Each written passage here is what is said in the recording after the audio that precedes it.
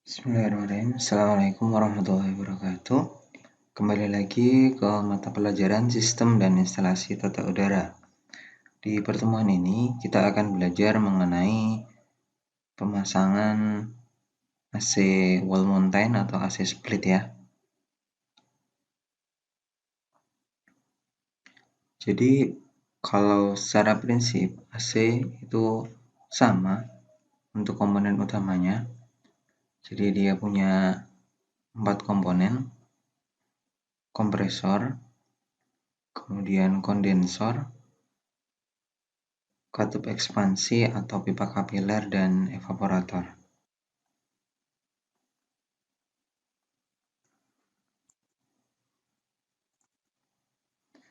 Oke, baik.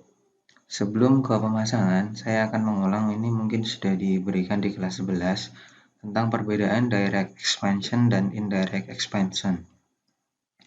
Direct expansion itu berarti pendinginannya langsung mengenai refrigeran atau pipa refrigeran, sedangkan indirect expansion itu dia berarti menggunakan udara atau air untuk pendinginannya.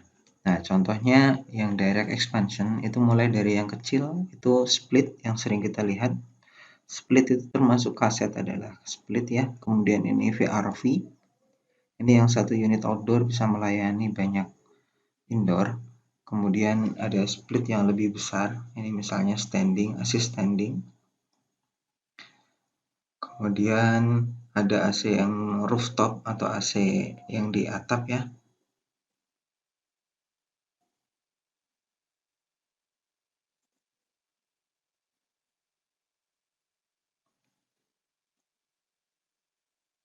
Nah, yang sebelah kanan ini indirect expansion.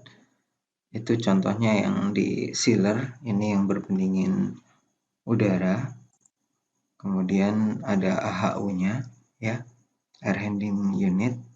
Sebenarnya untuk sistem instalasi tata udara di kelas 12 ini materinya ke komersial, jadi dia AC yang lebih besar.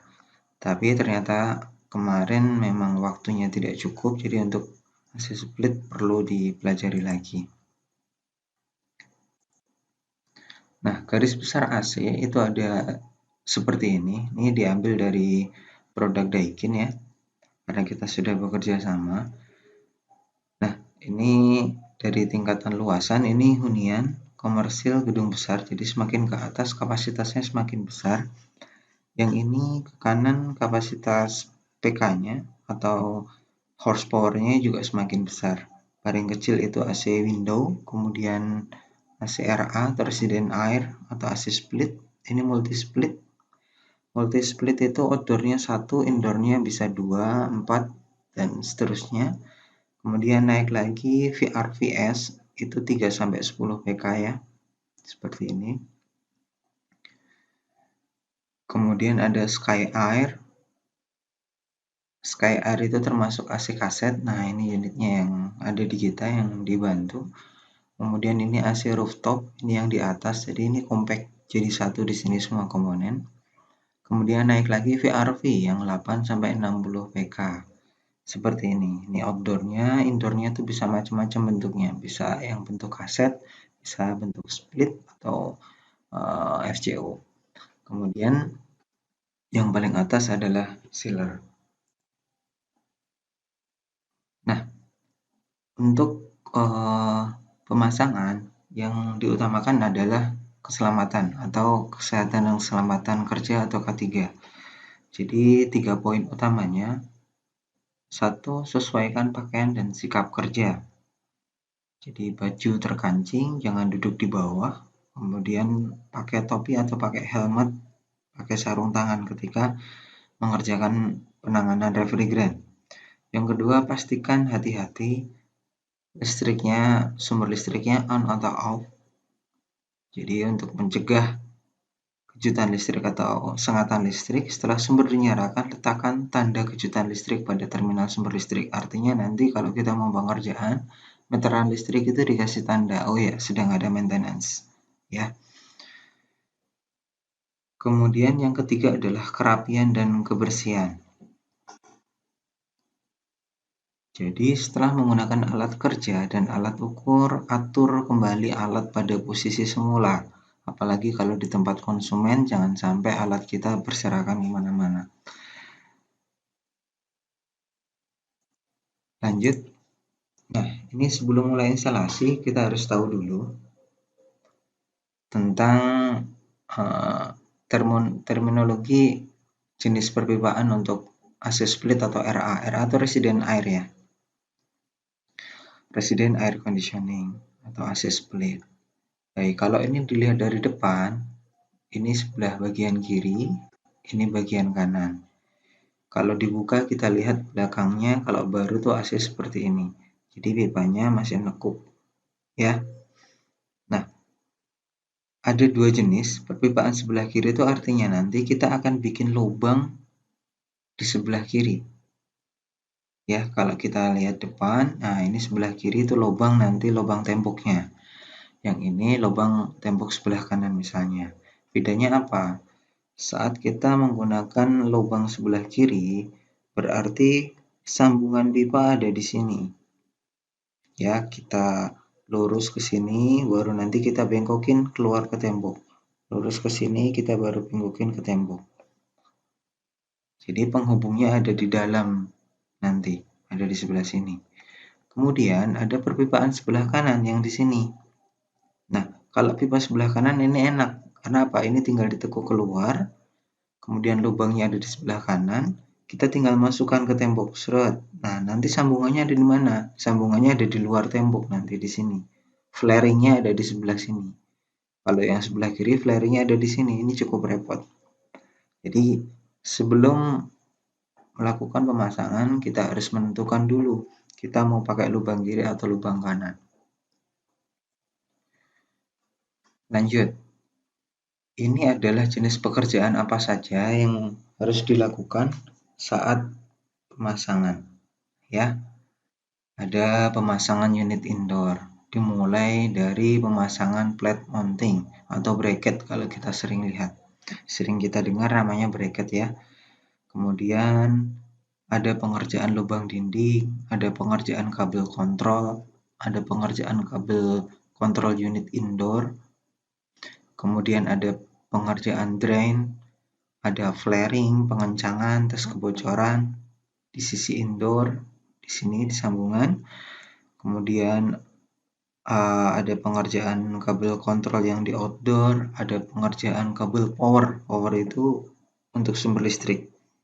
Kemudian pemasangan outdoor, pemasangan mounting atau bracket outdoor, flaring di pipa bagian luar, pembersihan udara atau nanti vakum.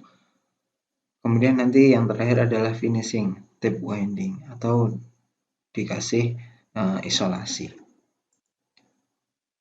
Baik, karena kita agak cepat ya. Jadi pastikan dulu nanti sebelum masang kita harus tahu panjang pipa dan jumlah penambahan refrigerannya. Jadi kalau dari pabrikan dia mempunyai panjang maksimal yang dibolehkan. H itu high atau tinggi, ini antara indoor dengan outdoor. Jika pemasangan indoor lebih tinggi dari outdoor, misalnya outdoornya di luar itu di lantai, kan kalau pemasangan indoor bisa di tembok ya di atas. Nah, kalau ini sebaliknya. Outdoornya misalnya di hotel itu ada di rooftop, ada di atas, kemudian indoornya kan pasti ada di bawahnya. Di kamar-kamar kan ada di dalam gedung di bawahnya. Jadi ini height itu jarak antara outdoor dan indoor. L itu apa? L itu adalah panjang pipa. Baik, kita ambil contoh di sini. Misalnya salah satu produk dari Daikin dengan kapasitasnya 1520 itu mungkin setengah PK ya. Jadi panjang maksimal yang dibolehkan pipa L di sini adalah 15 meter. Artinya pipa dari outdoor ke indoor panjangnya ini adalah maksimalnya 15 meter. Maksimal itu paling panjang ya. Nah, untuk ketinggiannya, height-nya maksimalnya adalah 8 meter.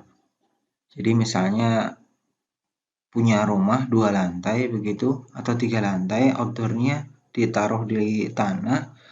Nah, indoornya ini tingginya ini paling tinggi 8 meter. Kalau 3 lantai kan berarti bisa saja lebih dari 8 meter.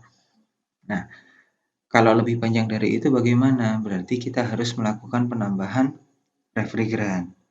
Misalnya nanti kita ketemu panjangnya 20 meter, berarti kan ada tambahan 5 meter. Nah, penambahannya adalah kita menggunakan timbangan, per meternya itu ditambah 17 gram refrigerannya. Ya, refrigerannya ditambah 17 gram. Kalau 20 meter, kalau awalnya 15 kan berarti cuma 5 tuh. 5 kali 17, kalau dihitung berarti kita tambah harus 85 gram refrigerannya. Jadi nanti ditimbang, ditambahin refrigerannya. Nah, kemudian kita harus menghitung juga lekukan yang ada di pipa ya. Jadi setiap belokan itu kan sebenarnya tambah panjang. Nah, di sini ukuran pipanya mau berapa, bendingnya 90 derajat atau siku-siku. Misalnya kita menggunakan ketebalan 9,52 diameternya. Ketebalannya, diameter pipanya 9,52, panjang pipanya 10 meter. Dilihat di sini, ada berapa lekukan? 1, 2, 3, 4, 5, 6. Ada 6 belokan nih. Ya, belokannya ada 6. Nah, kita lihat tabel di sini. Kalau diameternya 9,52, berarti untuk setiap belokan itu tambahannya berapa meter, ya kan? Di sini 0,18 meter setiap belokan. Tinggal dihitung, kalau ada 6, 1, 2, 3, 4, 5, 6, berarti 10 meter pipa itu nanti ditambah berapa sih? Untuk setiap belokan, nah ditambah 0,8 kali 6. Ya, jadi ketemunya 1,08, itu berarti kalau ditambahkan, oh ya pipanya berarti kita harus beli atau siapkan yang 11,08 meter. Jadi begitu ya, penting kita untuk menghitung berapa belokan nanti. Inilah pentingnya perencanaan dalam pemasangan AC. Jadi saat masang AC, apalagi itu proyek besar di gedung, apartemen begitu, ini harus dihitung betul-betul. Agar apa? Agar kita beli kebutuhan pipanya juga sesuai. Baik, nah hal sebelum pemasangan apa yang harus diperhatikan sih? Ya, jadi yang harus diperhatikan adalah di mana kita memasang. Nah, di sini lokasi situasi yang tidak tepat untuk pemasangan di mana saja. Yang pertama, lingkungan di mana dekat dengan ada minyak mineral. Ya, mesin-mesin misalnya ada minyaknya. Ini mesin bor kan di situ ada pelumas. Yang kedua, lokasi yang cenderung terkena gelombang radio. Misalnya ya kalau di sini ekstrimnya sutet ya. Kalau gelombang radio itu karena kalau ada arus listrik yang melewati kawat, dia menghasilkan medan magnet. Nah, saat ada medan magnet itu akan mempengaruhi kinerja dari sistem pendingin, bisa nggak nyala AC-nya. Yang ketiga, memasang di kendaraan dan bejana, misalnya di kapal, itu harus diperhatikan. Kenapa? Karena goyang. Kompresor di sana kan kalau kita pasangin AC split ya belum tentu optimal begitu. Jadi kita harus menyesuaikan AC apa yang kita pakai. Yang ketiga, tidak boleh memasang di lokasi yang sulit untuk diperiksa dan diperbaiki. Misalnya di tembok yang tinggi, kita akses untuk outdoornya susah. Nah, kita gimana nanti kalau mau mencuci outdoor? Gimana kalau kita mengukur tekanan? Kan susah sendiri, ya. Kemudian tempat yang banyak terjadinya turun naik voltase, misalnya pabrik. Artinya tegangannya nggak stabil tuh. AC itu cepat rusak saat tegangan listrik naik turun, ya, karena kelemahannya ada di sana. Kemudian lokasi dengan kadar garam tinggi, misalnya di area dekat laut ya. Nah, itu harus diperhatikan betul, perawatannya juga harus lebih ekstra. Kemudian lokasi di mana ada gas yang mudah terbakar. Di sini contohnya ada tabung. oksigen atau LPG. Nah, didekatkan outdoor itu nggak boleh. Ada aturannya di masing-masing negara. Kemudian masang di mana panjang pipa pendingin itu melebihi panjang dari yang diizinkan. Tadi kan kita ngitung ya, kalau berapa lakukan, tambahannya berapa meter gitu. Nah, ini ternyata lebih panjang, itu nggak boleh.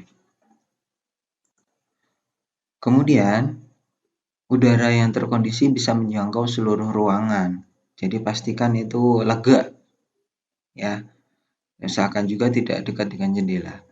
Kemudian jauhkan dari TV dan radio. Kemudian dipasang di dinding yang kokoh, jangan di partisi ya kalau bisa. Kalau kepepet ya itu berarti pastikan partisinya kokoh. Kemudian lokasi air pembuangannya juga dipikirkan. Jangan dibiarkan gitu aja, nanti di luar jadi becek.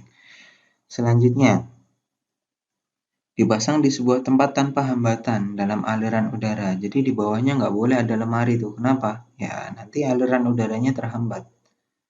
Kemudian jauhkan dari ventilator atau kita sering sebutnya exhaust ya. Kenapa? Lah kita dinginkan di sini nanti disedot keluar. Sama aja kan? Gitu. Kecuali nanti kita memang sistem return supply dan return itu ada aturannya nanti. Nah, ini kan bukan supply return ya. Kita pasang AC wall mountain atau AC split, sampingnya exhaust. Kita melakukan hal yang sia-sia, udah didinginkan nanti keluar lagi gitu. Selanjutnya, misal di dapur misalnya. Nah, bawahnya ada teko panas, kita masak, atasnya AC. Ya, gimana mau optimal kan? Mana ada sekarang masang di hotel, bawahnya kompor, atasnya AC kan? Nggak mungkin. Yang ada itu atasnya biasanya pembuangan untuk asapnya. Kemudian tempat yang panas, ini kan contoh di luar ya, atau di lembab karena dekat dengan mesin cuci itu juga nggak baik karena mempengaruhi kelembabannya atau RH-nya nanti. Ini saya berikan secara singkat, nanti akan diberikan detail mungkin di pertemuan selanjutnya karena menghitung waktu ya, waktu video. Kalau kita mungkin pertemuan offline itu akan lebih mudah. Saat dengan online ini kita terbatas waktu karena durasinya nanti jadi panjang. Alur kerja singkatnya seperti ini.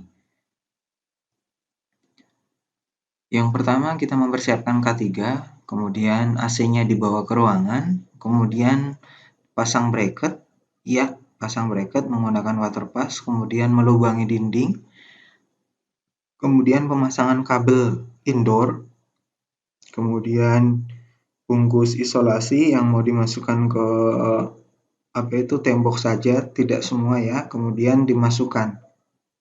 Nah, masukkan ke lubang AC-nya. Selanjutnya masang outdoor, kalau ada bracket pakai bracket. Kemudian, nah ini nanti kita pelajari detail outdoor itu aturannya gimana, apa mepet banget dengan tembok atau enggak. Di sini harus diukur untuk sirkulasi yang baik itu berapa minimalnya.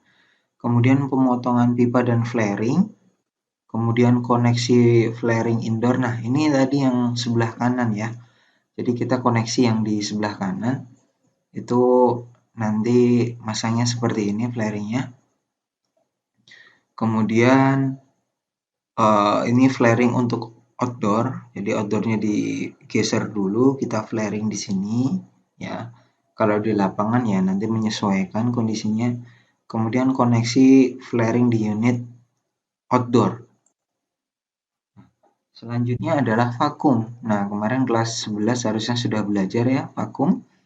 Jadi sebelum unit itu dinyalakan, pastikan divakum dulu, kita membuang uap air udara yang ada di pipa, karena pipa kan tadi terbuka. Kemudian setelah itu tes kebocoran itu kita buka sedikit nanti bagian section 90 derajat, langsung tutup lagi, biar apa? Biar ada refrigeran yang mengalir, kemudian cek bocor. Cek bocor bisa menggunakan busa ya, kalau di sini kan pakai spray, kalau kita pakai busa sabun. Kemudian di sini kita koneksikan pipa listrik di outdoor. Nah, selanjutnya sebelum nyala itu kita sampel dulu, tuang air dulu di atas di split. Tes alirannya kira-kira pipa drainnya ngalir nggak? Kan biasanya itu mampet tuh, lekukannya Misalnya airnya jadi nggak ngalir, nanti setelah dipasang pasti bocor tuh di sini. Nah, kita cek dulu, dituang air dulu. Selanjutnya, tes AC on, kemudian pembacaan alat ukur. Kalau sudah, berarti kita serah terima sama konsumen. Bu, udah selesai nih, gitu. Tinggal kita kasih tagihan ya, berapa, kita kasih garansi pemasangan berapa lama. Nah, ini gambaran untuk pemasangan. Nanti kita akan belajar lebih detailnya mungkin di pertemuan selanjutnya, karena kalau pertemuan offline kita gampang, ada waktu yang cukup banyak, kalau di video kita cukup terbatas. Baik, kalau ada pertanyaan nanti bisa di komen atau di via Classroom ya. Saya akhiri. Assalamualaikum warahmatullahi wabarakatuh.